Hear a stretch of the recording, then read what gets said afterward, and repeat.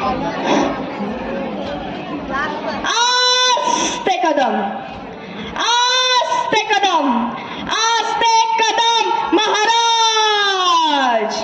गणपती, गजपती, भूपती, अश्वपती, प्रजापती, सुवर्णरत्न श्रीपती, अष्टवधान जागृत, अष्टप्रधान वेष्टित, न्यायालंकार मंडित, शस्त्रास्त्र शस्त्र पारंगत, राजनीती धुरंधर, प्रौढ प्रताप पुरंदर, क्षत्रिय कुलावतांस, सिंहासनाधीश्वर, महाराजाधिराज, योगीराज, श्री श्री श्री छत्रपती शिवाजी महाराज की, धर्मवीर श्री छत्रपती संभाजी महाराज की जय. श्री नमो पार्वती पदे, हर हर महादेव, हर हर महादेव.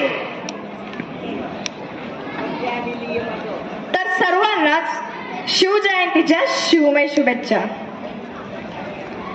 प्रतिपचंद्र लेखे व वर्धिष्णु विश्ववंदिता, शासनो शिवसैषा मुद्रा भद्राय राजते.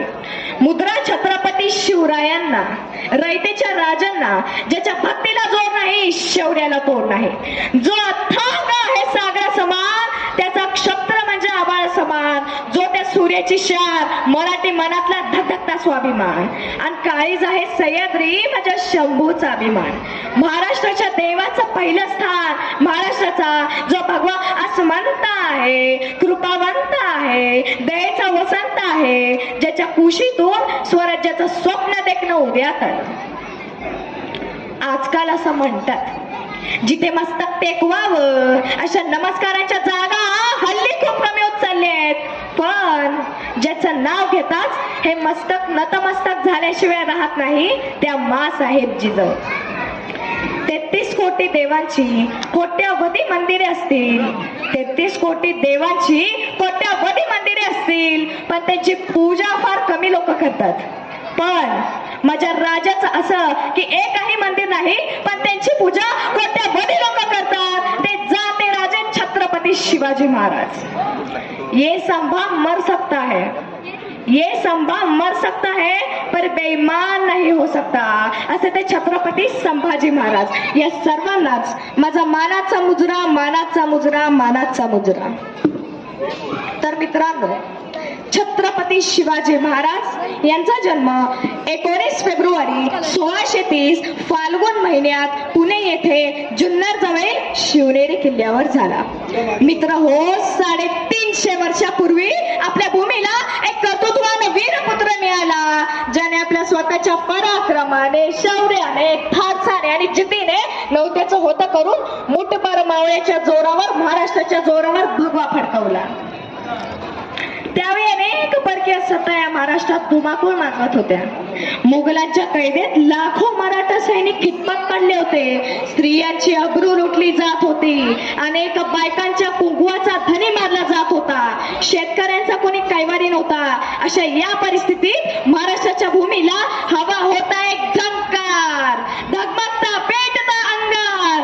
अखेर ती वेळ आली, अखेर ती वेळ आली आणि सह्याद्रीची गर्जना झाली. सह्याद्रीच्या कुशीतून एक हिरा चमकला. भगवाट्या चंदनाचा शिवनेरी प्रकटला. हातात घेऊन तलवार शत्रूवर गरजला. अहो, महाराष्ट्रात असा एक राजा होऊन गेला. एक होते शिवाजी, एक होते शिवाजी. भीती नव्हती त्यांना जगाची, चिंता नव्हती परिणामाची, कारण त्यांना साथ होती भवानी मातेची आणि जिजाऊची.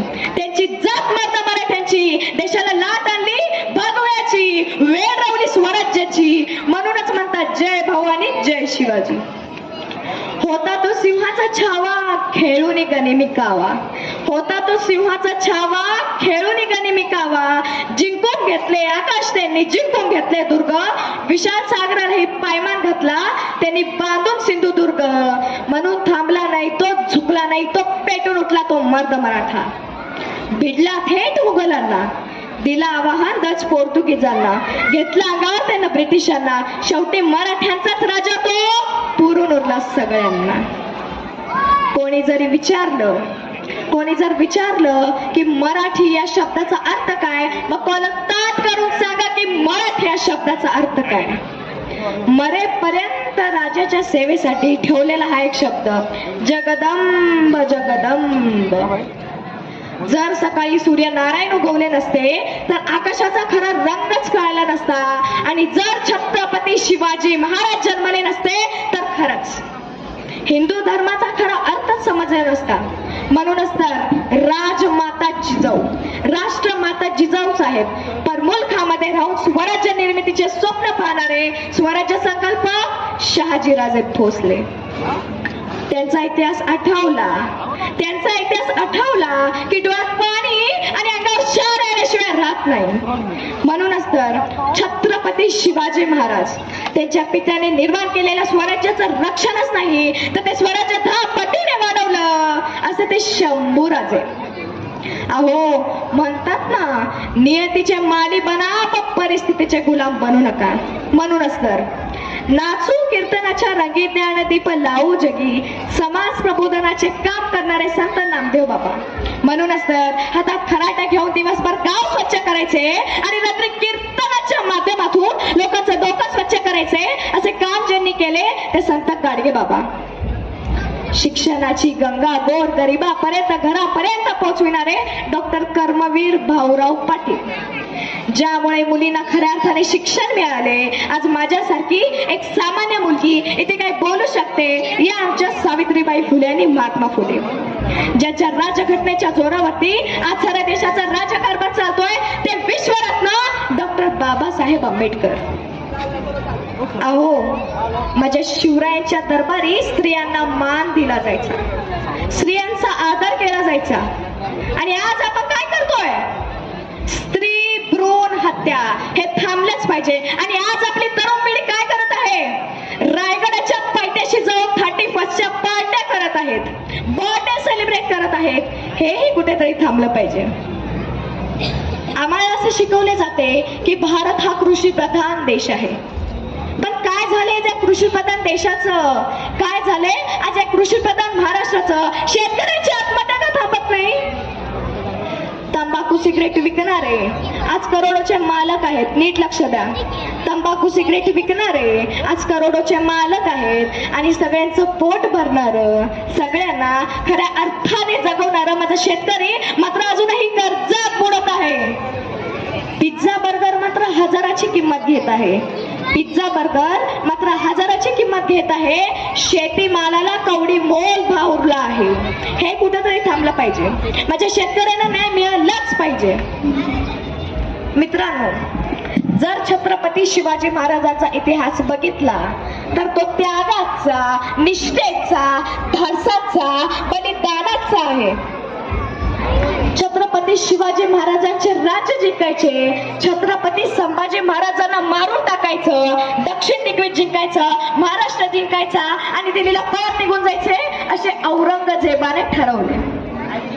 आणि पहिला किल्ला जिंकायचा तर तो ठरवला रामशेष. अरे रामशेष साध्या टोकरीवरचा किल्ला औरंगजेब 7.5 वर्ष लढत राहिला पण तरी तो किल्ला जिंकू शकला नाही.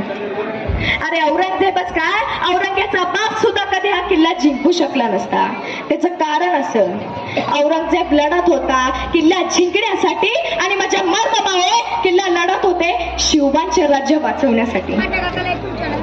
आजूबाजूला जी सह्याद्रीची उंची आहे ती उगाच नाही, तर याच सह्याद्रीच्या पायथ्याशी कित्येक जणांनी स्वतःला वाढवून घेतलं आणि या सह्याद्रीच्या कुशीतून जन्मले तर छत्रपती शिवाजी महाराज आणि छत्रपती संभाजी महाराज.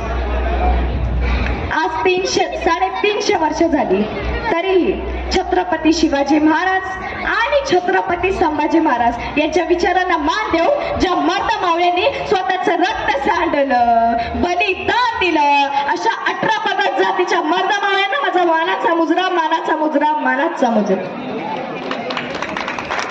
महाराजांचं एक नियोजन सांगते तुम्हाला.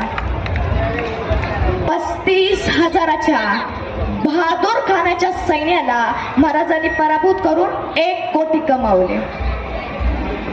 पण महाराजांचे नियोजन एवढ्या पुरतेच मर्यादित होते का? 1 कोटी मिळवण्यापर्यंत परिणामांची पर्वा न करता केलेली कृती माणसाला अपयशी ठरवते, तर परिणामांची पर्वा करून केलेली कृती माणसाला यशस्वी बनवते. महाराजांनी पुढचा विचार करून ठेवलाय, जर आपण बहादूर खानाचे 1 कोटी पळवले तर बहादूर खान गप्प नाही बसणार. तो नगरचं सैन्य गोळा करेल, नाशिकचं सैन्य गोळा करेल, औरंगाबादचं सैन्य गोळा करेल आणि स्वतःच्या 35,000 अशी लाखभराची फौज घेऊन सरळ रायगडावर हमला चढवेल. आणि जर बहादूर खान ही लाखभराची फौज घेऊन जर रायगडावर हमला चढवला तर रायगड राखाबाखायचा. रायगडावर तर आपली 10,000. मग म्हणजे बहादूर खानाचं आक्रमण थोपवलंच पाहिजे. कुठवर? आपले सैन्य येत नाही तोपर्यंत.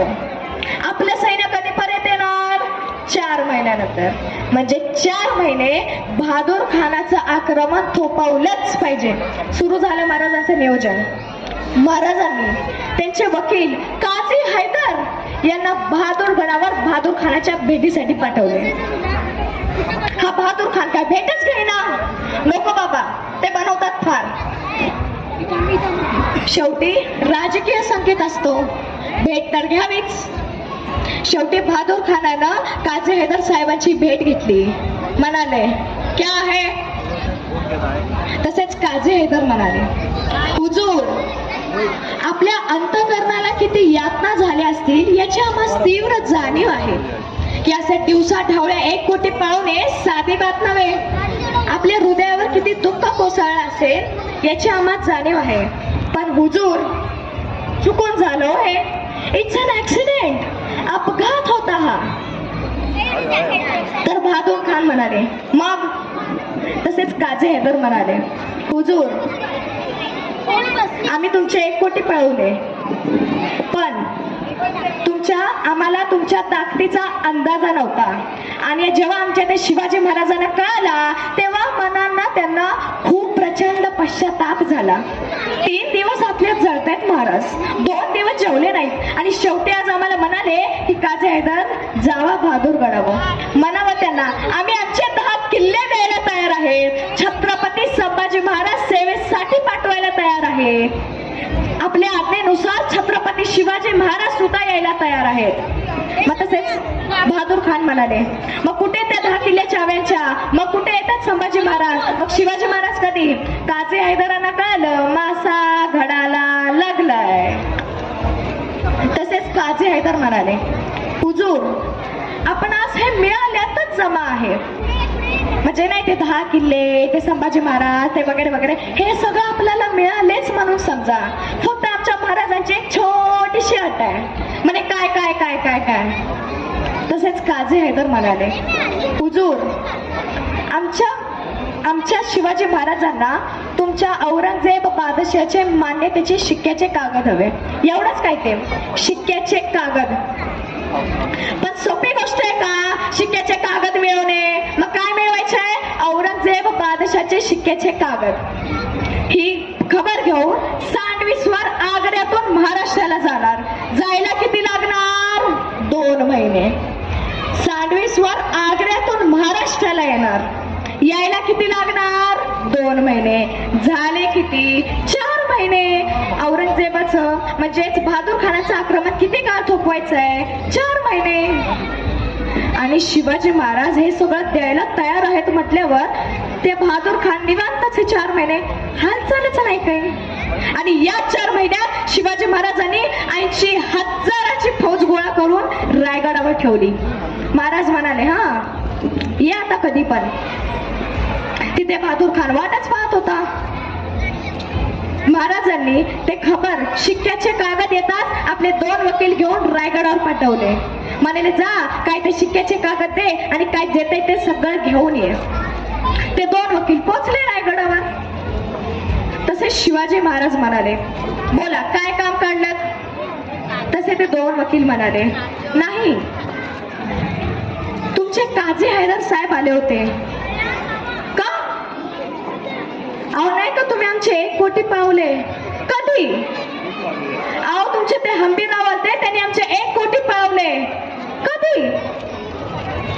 तसेच ते 2 वकील म्हणाले, महाराज तुम्ही आमचे 1 कोटी पळवले. तसेच काझी हैदराने आम्हाला येऊन सांगितलं की 10 किल्ले द्यायला तयार आहेत, संभाजी महाराज सेवेसाठी पाठवायला तयार आहेत, तर तुमच्या आज्ञेनुसार शिवाजी महाराज यायला तयार आहेत.